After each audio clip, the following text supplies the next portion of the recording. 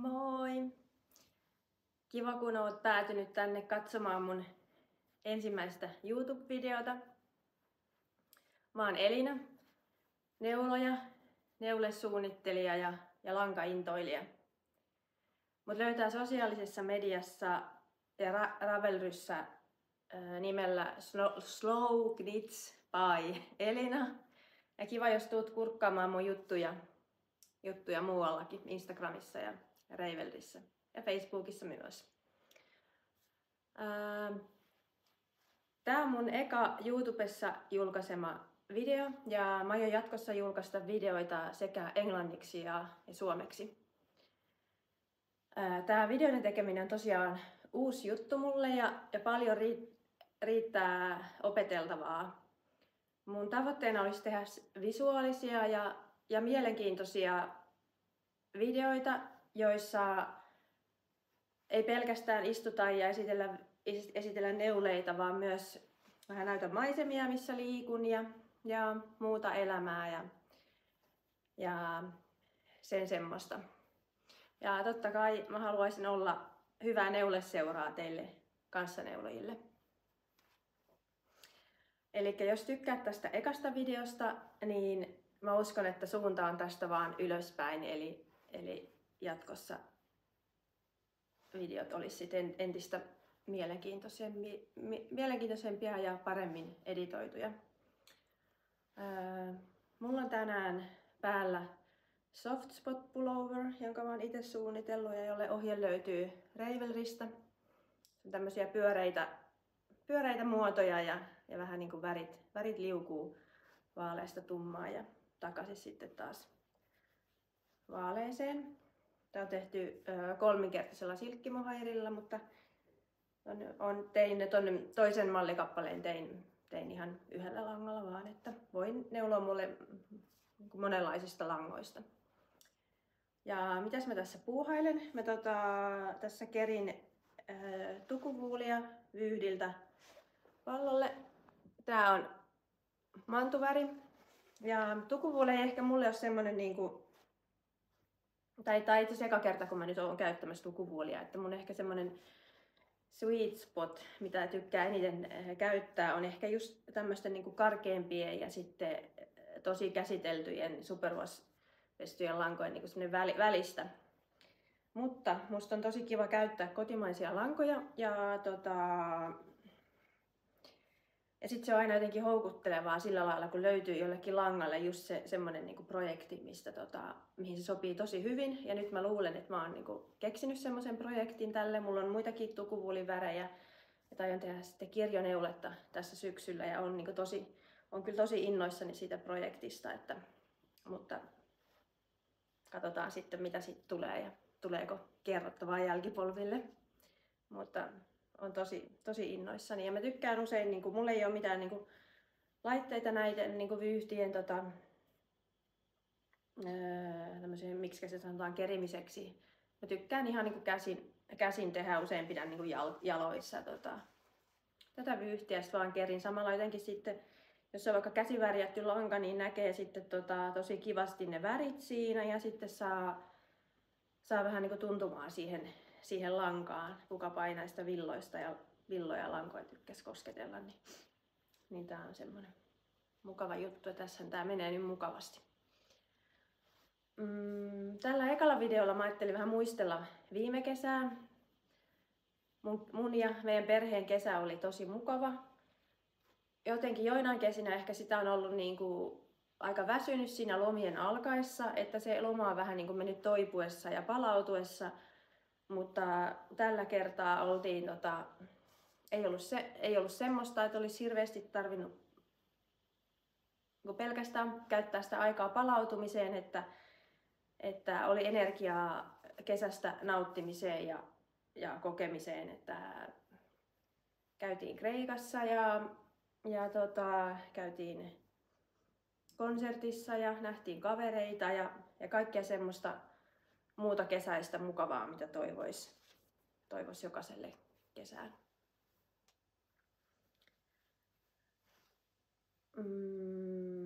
Totta kai vähän kerron tuossa, esittelen myös noita kesäneuleita, mitkä pääsi käyttöön kesän aikana ja sitten myös vähän sen, että mitä tuli kesän aikana neuloskeltua. Kesäkuun lopulla päästiinkin kauan odotetulle Kreikan reissulle ja mukaan pakattiin kaikki kynnelle kykenevät kesätopit. Sunrise Top ja Soothing Stitches Tea.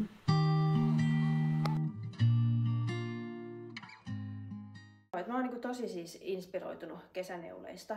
Edelleenkin, vaikka nyt on siis jo lokakuu ja kesä on, nyt ei varmaan enää saada hirveätä riitaa aikaiseksi, että onko kesä nyt jo ohi, että nyt varmaan voi sanoa jo, että kyllä se on ohi.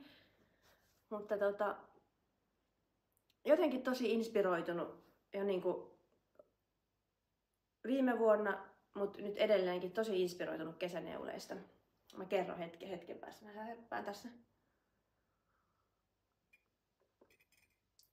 Mulla on ehkä vähän semmoinen niinku ristiriitainen suhtautuminen noihin niinku kesäneuleisiin. Et mä oon kyllä niinku tehnyt niitä ja mä niinku just ehkä joskus 20 vuotta sitten opiskelijanakin tein jotain kesäneuleita ja ne oli ihan niinku, mä kyllä käytin niitä tosi paljon.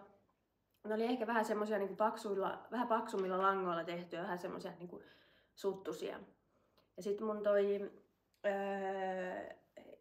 isoäiti on tehnyt siis hirveästi kaikkia käsitöitä, muun muassa niinku kutonut. Ja varmasti on siis tehnyt niinku paljon ihan niinku villapaitoja talveksi ja tällä lailla, mutta mulla on jotenkin jäänyt mieleen niinku häneltä just semmoset niinku,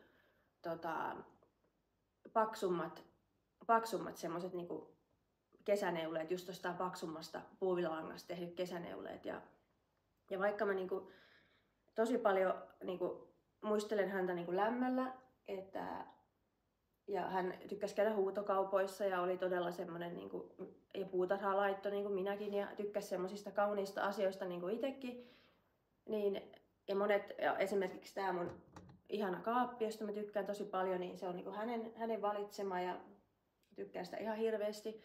Mutta sitten jotenkin mulla on sitten tämmöisistä kesäneuleista, varsinkin sitten semmoisista paksummista langoista, niin tulee vähän jotenkin mieleyhtymät siihen mun isoäitiin. Ja sitten vaikka hänen niinku kaikkea esteettistä silmää tosi paljon arvostankin, mutta sitten ehkä jotenkin niinku siinä pukeutumisasiassa sitten jotenkin ei ole sit halunnut niinku ihan samoille linjoille niinku lähteä. Et mua vähän jotenkin niinku, mä tiedän, jotenkin vähän niinku jopa huvittanut noi jotkut kesätopit, en mä osaa sitä kuvailla tarkemmin. Mutta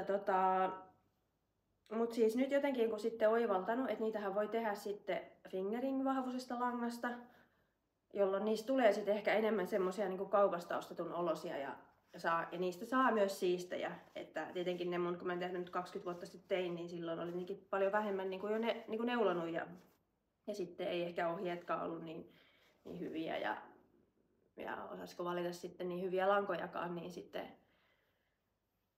niin vähän ollut semmoinen niinku kesäneuleis, että ei ole semmoista ollut semmoista niinku ihan hirveitä intoa, niinku tarkoitan just niinku kesätoppeja ja teepaitoja ja semmoista. Mut nyt jotenkin tässä pari viime vuoden aikana ja tosiaan kun nyt tuntuu, että jotenkin törmääkin paljon niinku kesälankoihin ja ihaniin kesälankoihin ja näkee tietenkin Instagramissa hienoja kesätoppeja ja neuleita, niin siis ne on melkein mulla niinku kesäneuleita, kesätopit ja teepaidat, ne on melkein mulla niinku ympäri vuoden niinku mielessä. Että totta kai tykkää tehdä muutakin, mutta siis et ihan niinku syksyllä haaveilen kesätoppien neulomisesta, mutta totta kai se on sit vähän, kun ne on usein semmoisia kovempia lankoja, niin sitten ei, että nyt viime keväänä mä tein sitten monta fingering vahvusta langasta putkeen, niin kyllä sitten ei sit kyllä enää sitten inspiroinut ne niin kuin hetkeen, mutta nyt taas sitten inspiroi, että kesäneuleet on aika kivoja kyllä. Heinäkuussa sitten matkustettiin Pohjanmaalle mökkeilemään ja sukuloimaan. Mulla on nyt tässä meneillään tää mun pitsipaita, mistä on jakanut Instagramissa kuvia. Et tässä on nyt helma valmis ja sitten kaulukseen vielä pari riviä ja kierrosta ja sitten päätellään ja sitten hihoihin vielä tätä joustin neuletta aika paljonkin. Tähän tulee pitkät hiot, niin sitten sitten on valmis. Ja sit sen lisäksi mulla on kirjoneulepaita pojalle, mutta se on nyt tuolla autossa, niin en voi sitä en voi näyttää. Mutta vielä noi kesäneuleet ja kesälangat kyllä kovasti kiinnostais, että musta kesä on just tosi hyvää aikaa niinku, kun ehkä vielä niinku noi kesäneuleet on sillä lailla mielessä ja kesälangatkin inspiroi ja kesäohjeet inspiroi niitä, miksei niitä voi jo nyt vielä aloittaa, vaikka ei sitten enää tälle kesälle valmistukaan, mutta musta on myös tosi kiva tässä vaiheessa vähän niin kuin jo alustavasti, suunnitelmathan voi sitten muuttua, mutta alustavasti silleen miettiä niin kuin seuraavaa kesää, että minkälaista teepaitaa ja toppia sitä kaipaisi vaatekaappiin ja sitten kesälangatkin, monet voi tulla tässä syksyllä vielä alennukseen, niin mulla ainakin itellä on niin kuin parit kesälangat vähän niin kuin mielessä, mitä vähän niin kuin kyttäilee tässä vielä loppukesän ja syksyn mittaan, että ostaisiko sitten ensi keväälle. Koska mä huomasin, että sitten just joku tammi-helmikuu, mikä on niin kuin hyvä aika aloittaa kesäpaitoja sitten, niin mua ei kyllä siinä vaiheessa ne kesälangat vielä varsinaisesti inspiroi. Et ei ole houkutteleva mitään ohutta puuvillanaroa mennä niin kuin hipelöimään lankakauppaan tammi-helmikuussa, kun ulkona on vielä niin kylmä, että sit se on kiva, kun ne langat on siellä jo, niin ei tarvi niitä mennä ostamaan. Että sit voi vaan niinku aloittaa tekemään. Mä tosiaan heinäkuussa uhosin ostavani lisää kesälankoja niinku ensi kesälle 2025 kesäksi ja nyt voidaan sitten katsoa, että nyt on lokakuu ja miten on käynyt. No joo, tässä on kyllä ollut noita kesälankoja alennuksessa ja mä luulen, että niitä voi kyllä vielä tullakin, että vielä tulee mahdollisuuksia kartoittaa kesälankavarastoja. Mutta yksi sellainen lanka, mitä mä oon halunnut jo pitkään kokeilla, mitä on tosi paljon kuullut niinku neulojien ja somessa kehuttavan, niin on tää Sandnesgarnin line. Ja mä sitten nappasin tätä Tynnlineä jostain alennuksesta. Tästähän siis tulee tosi semmonen niinku, no yllättävän tasainen neulepinta, olkoonkin, että tässä ei ole siis villaa ollenkaan, tässä on puuvillaa, viskoosia ja pellavaa. Tässä tulee tosi semmonen yllättävän tasainen neulepinta ja sitten myös kun tässä on villaa, niin tämähän siis tuntuu todella kesäiselle. Mutta sitten aina kun on joku tämmöinen niinku suosikkilanka, mitä hirveästi hehkutetaan, niin mulla usein sit tulee niinku vähän semmonen, että no, mahtaako se nyt ihan niin hyvää olla ja näin, mutta katsotaan. Olen mä vähän tehnyt jo mallitilkkua, koska musta on usein kiva, vaikka ei sitten heti aloitakaan tekee sitä itse projektia, mutta tekee mallitilkun, että on niinku ne tiheydet jo sitten tiedossa hyvissä ajoin ja tietää, että jos ei se lanka ollenkaan niinku sovikaan sit siihen ajateltuun projektiin, niin sit ehtii sit niinku miettiä rauhassa muita vaihtoehtoja, ettei tarvitse tehdä mitään niinku hätiköityjä päätöksiä. Ja tää line ainakin, tää Tynnline, niin tää on kyllä tosi aika ohutta neuloa, että huomasin siinä mallitilkkua, että tää on jotenkin fingering vahvunen, mutta musta niinku fingering vahvuiseksikin niinku tuntuu niinku ohuelle neuloa, et jopa ehkä silleen vähän niinku hankalan ohuelle, mutta kyllä se varmasti siinä menee, kun rauhallisesti tekee ja sitten mutta sitten kuitenkin tää ei ehkä sit tullut niin niinku tiheä tästä neuloksesta kuitenkaan, mitä tää niinku langan, kuinka ohuelle se tuntui neuloa, niin sitten kuitenkin tuli yllättävän semmonen niinku silmukkamäärä, sit pelkkä 10 senttiä ei ollut sit mitään 35 tyyppisesti alkuunkaan.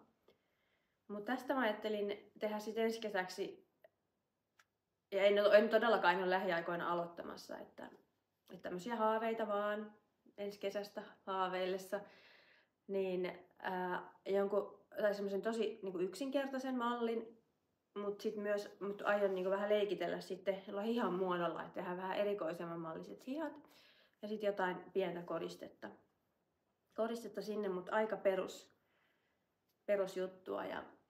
Ja mä kyllä haluaisin vielä sitä lineäkin kokeilla jossain vaiheessa, mutta se voi olla, että ei ehkä sitten tule vielä ensi kesänä, mutta Mutta sitä lineäkin haluaisin kokeilla, että kun tää on tynline, se on DK-vahvuinen vissiin se line, niin se voi ollakin jo sit tosi eri tuntunen.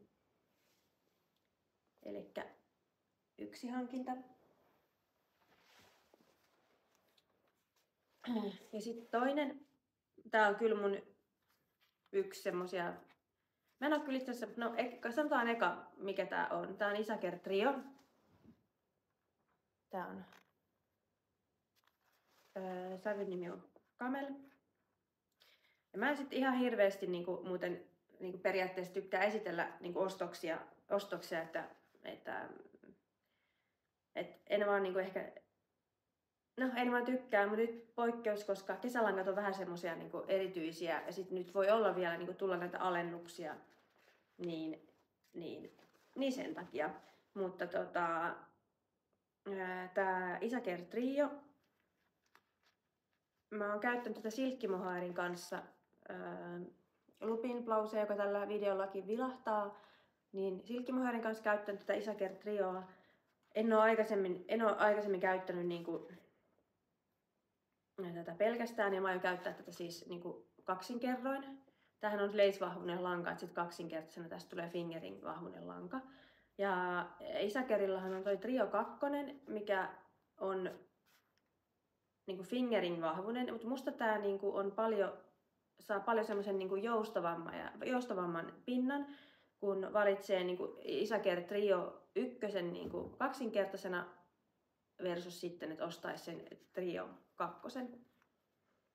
Ja se jotenkin tuntuu silleen niinku vähän niinku melkein niinku jäykälle se niinku Trio 2 mun mielestä, on mun mielipide. Siitäkin varmasti saa hienoja juttuja tehtyä, mutta tässä Isaker Triossa on pellavaa, puuvillaa ja lyoselia näissä kerissä. Musta se koostumus on jotenkin vähän vaihtunut. Olikohan se pampu se kolmas kuitu, mikä tässä oli aikaisemmin. Mutta tää on jotenkin, tässä on jännä semmoinen niinku kiilto, lähes niinku silkkimäinen kiilto.